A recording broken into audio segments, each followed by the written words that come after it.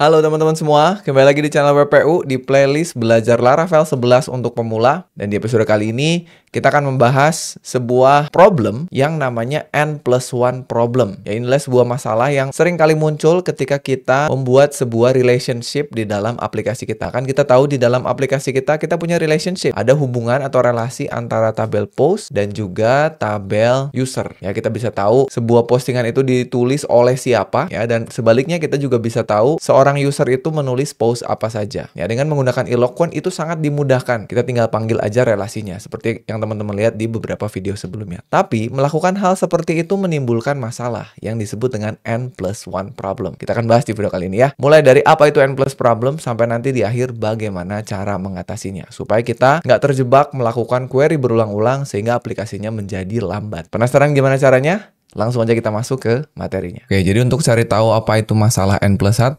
kita langsung lihat di studi kasus kita aja ya. Teman-teman buka lagi website kita. Kita buka yang bagian blog ya. Nah, di sini teman-teman ingat kita punya 100 post. Nah, kalau kita lihat di table plus kita punya ada 100 post ya.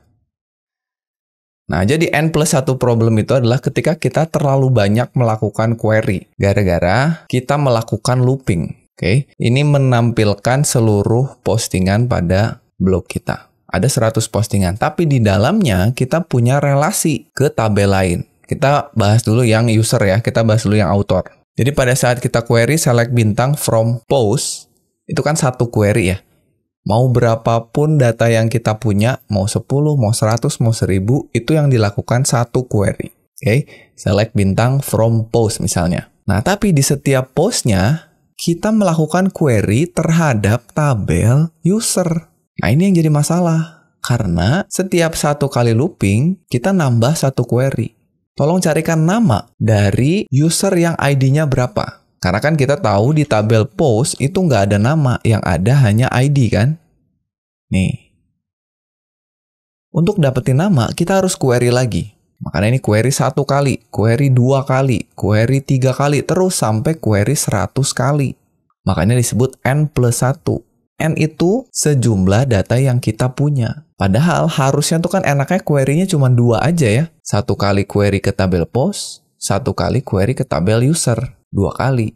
Sekarang kita query-nya 1 untuk tabel user plus N. N-nya itu adalah 100. Kebanyakan teman-teman. Belum lagi kita bicara tabel kategori. Kategori pun sama, kita query ke tabel kategori. Jadi ada terlalu banyak query yang tidak perlu sebetulnya. Nah, itu kenapa disebut N+1. Ini malah kita punyanya 2N+1, lebih banyak lagi. Nah, untuk melihat bahwa query kita tidak efektif, kita harus cari tahu sebetulnya halaman ini mengeksekusi berapa query. Nah, agar lebih enak, kita gunakan sebuah package atau plugin di Laravel yang namanya debug bar. Sehingga nanti di halaman kita, ketika kita lagi ada di mode lokal atau development, kita punya ada bar di bawah untuk ngecek banyak hal terkait dengan development kita. Ini keren banget nih. Teman-teman boleh googling aja, cari Laravel debug bar ya. Nanti akan ada sebuah repo GitHub yang dimiliki oleh Barry VDH ya. Silakan aja pilih yang mana, ini sama aja ya. Klik.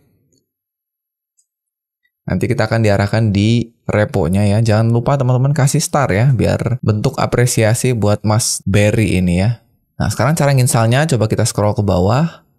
Ini debug bar for Laravel. Jadi nanti kita akan punya bar ini di bawah ya. Kita bisa tahu ada message apa yang dikirim, response time, ada exception apa, dan ada query. Nah, ini yang kita butuhin nih. Sebenarnya berapa kali sih query kita dieksekusi gitu. Nah, ini catatannya, hanya gunakan debug bar di development. Jangan digunakan saat websitenya bisa diakses secara public, karena itu akan membocorkan informasi. Nah, ini hati-hati ya. Scroll, kita cari cara installnya. Ini dia. Jadi kita cukup require package ini menggunakan Composer. Direkomendasikan hanya merequire ini saat development. Jadi di akhirnya kita kasih --dev ya. Silakan teman-teman copy aja.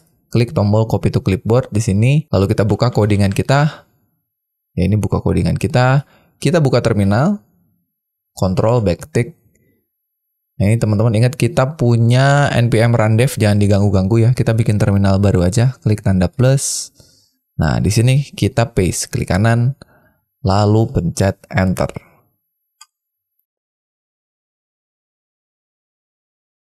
Oke, sudah beres. Ini setelah kita tunggu, lalu kita close aja terminalnya. Sekarang kita lihat lagi di halaman kita, harusnya sekarang di bawahnya, kalau kita refresh, sudah ada barnya tuh. Jadi ini untuk ngedebug aplikasi kita bisa lihat di awal, aplikasi kita butuh resource berapa, butuh berapa detik untuk melakukan request-nya, lagi ada di versi PHP berapa, dan seterusnya. Tapi lihat yang kita butuhin, query. Nah ini langsung kelihatan ya, query yang dilakukan banyak banget. Kita punya data 100, tapi Laravel-nya melakukan query sebanyak 205. Wah, kebanyakan ini.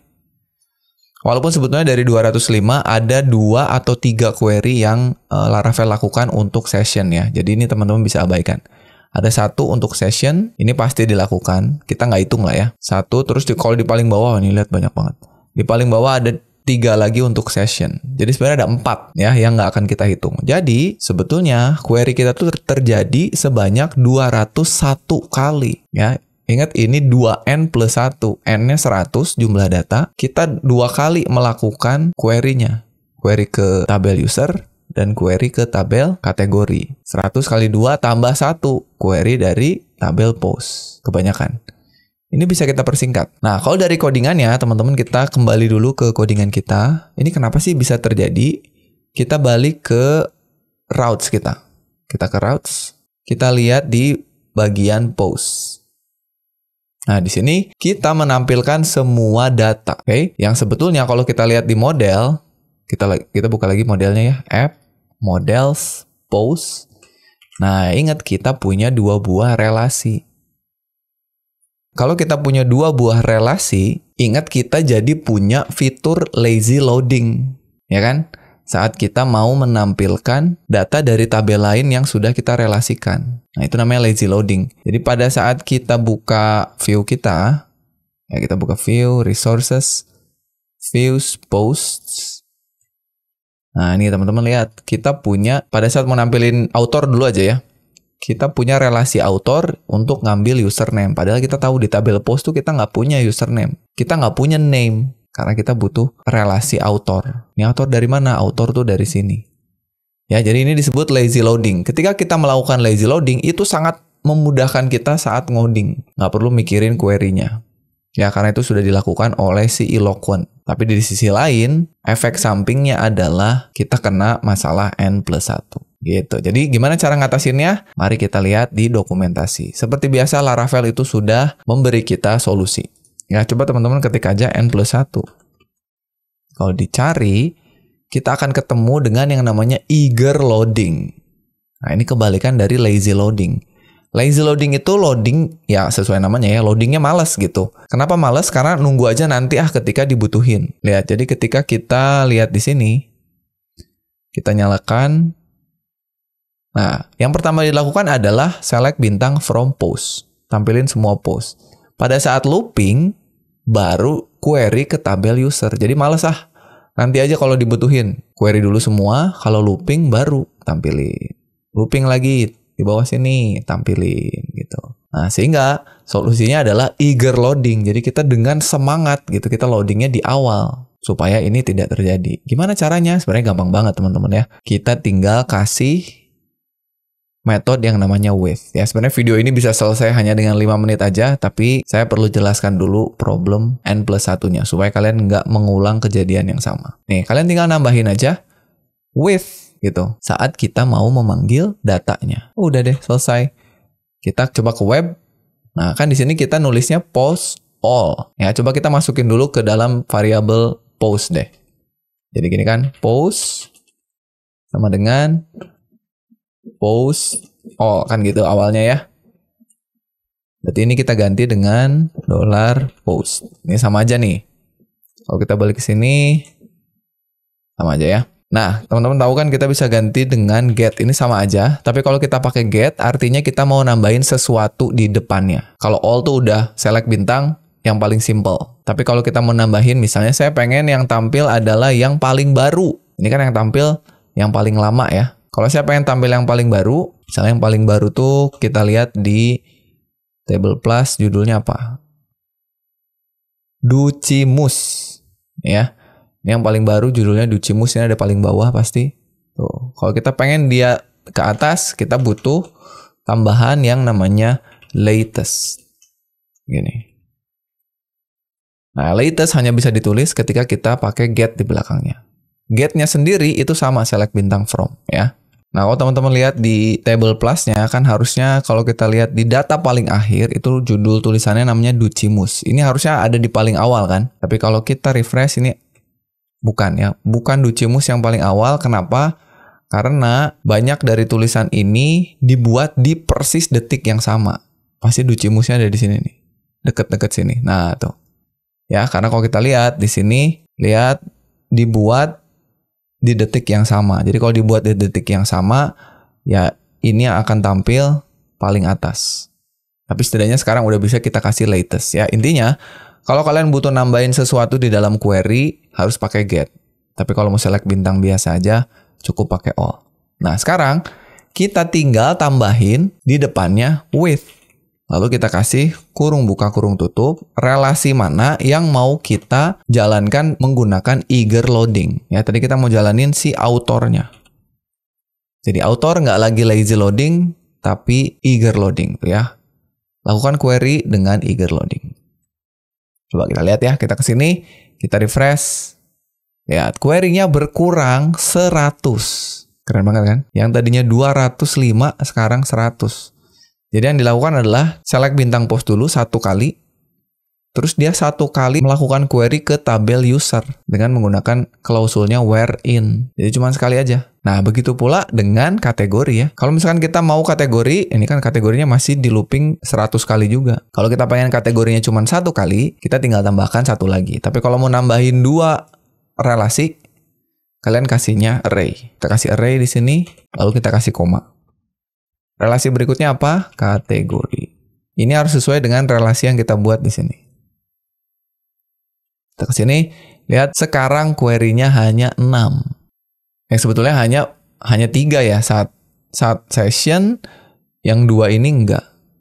Kita cuma 3 query-nya. Query ke tabel post, query ke tabel user, query ke tabel kategori. Berapapun datanya, kalian punya 1000 data, query-nya cuma 3. Bayangin kalau tanpa eager loading, query-nya 2001 ya, makanya namanya n+1.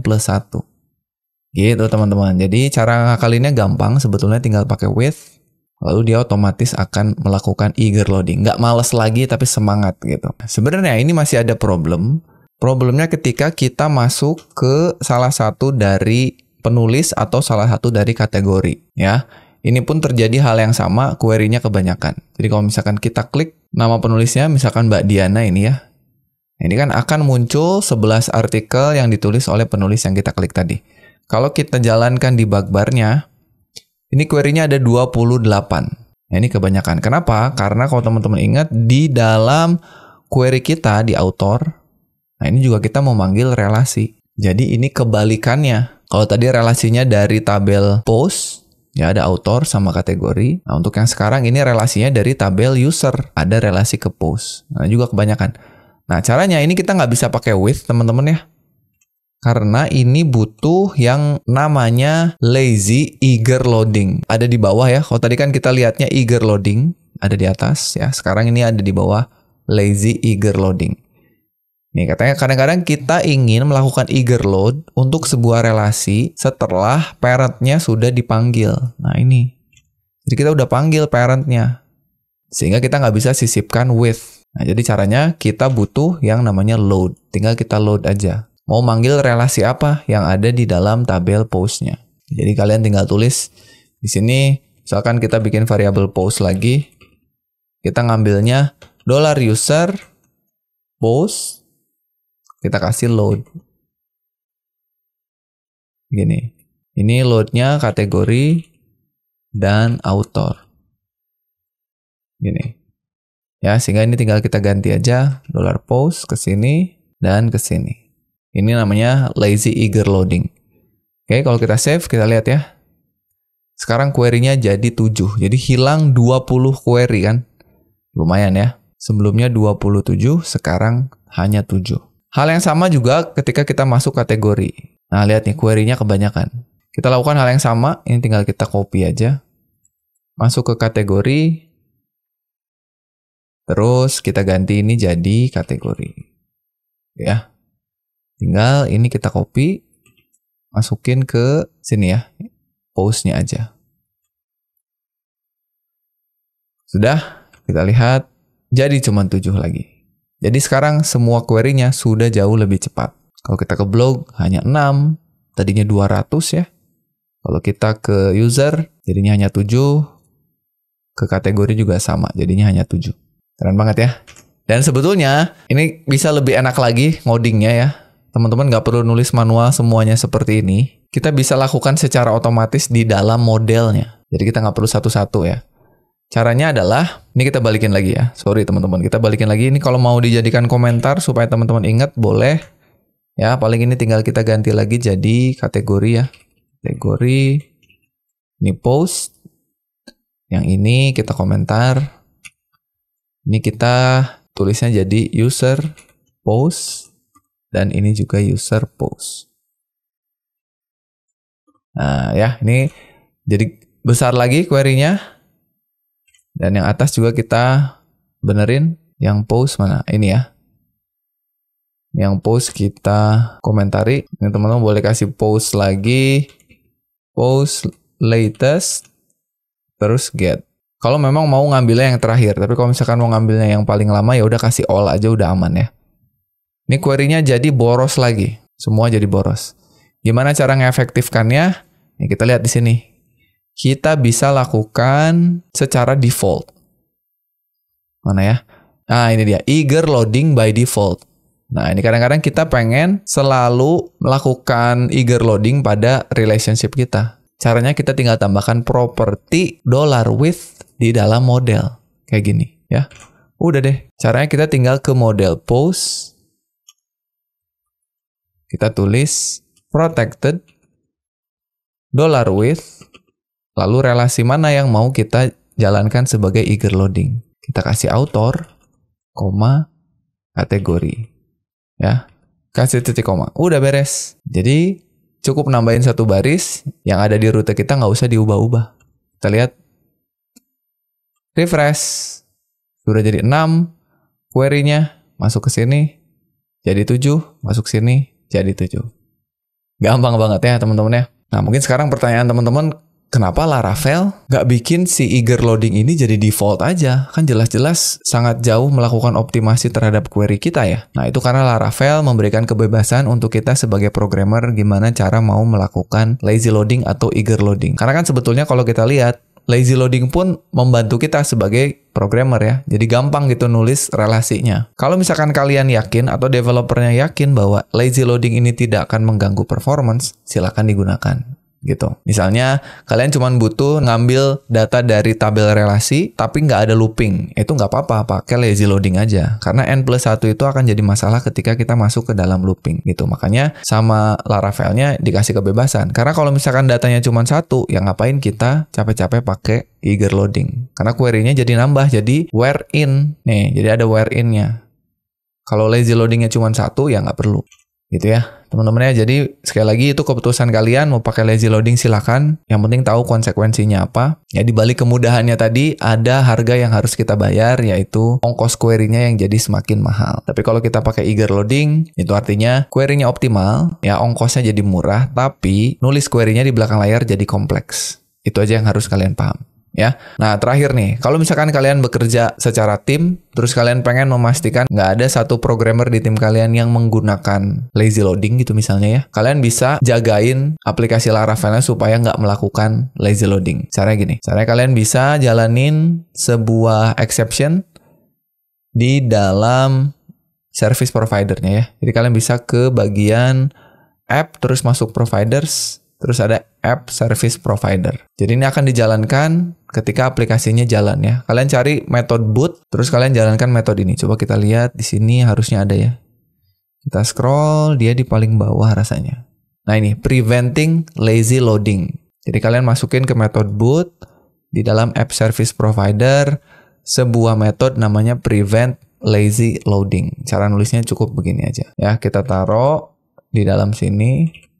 Prevent lazy loading. Hati-hati prevent ya, karena metode prevents ada juga. Kalau prevents ini menghasilkan boolean, tapi kalau prevent dia menjalankan metode. Ini model harus kita include, tinggal klik kanan, import. Kita pilih yang database ya. Udah.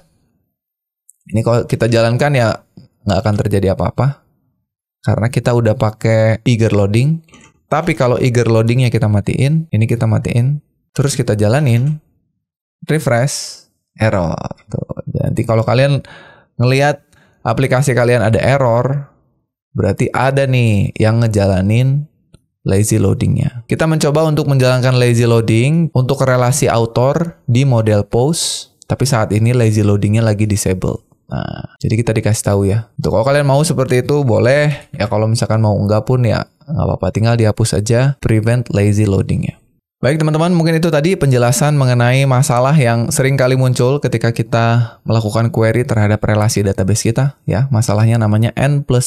Mudah-mudahan dengan video ini kalian jadi tahu apa itu N+1 problem dan bagaimana cara mengatasinya. Dan itu sudah ditangani dengan keren sekali oleh Eloquent ORM ini. Jadi nanti ke depannya query kalian akan jauh lebih optimal lagi dan aplikasi kalian jadinya nggak lambat gitu. Oke, jadi itu aja mungkin untuk video kali ini. Terima kasih teman-teman udah menyaksikan videonya, mudah-mudahan paham. Kita akan ketemu lagi di episode berikutnya. Saya Sandika Gali pamit dan seperti biasa, jangan lupa titik koma.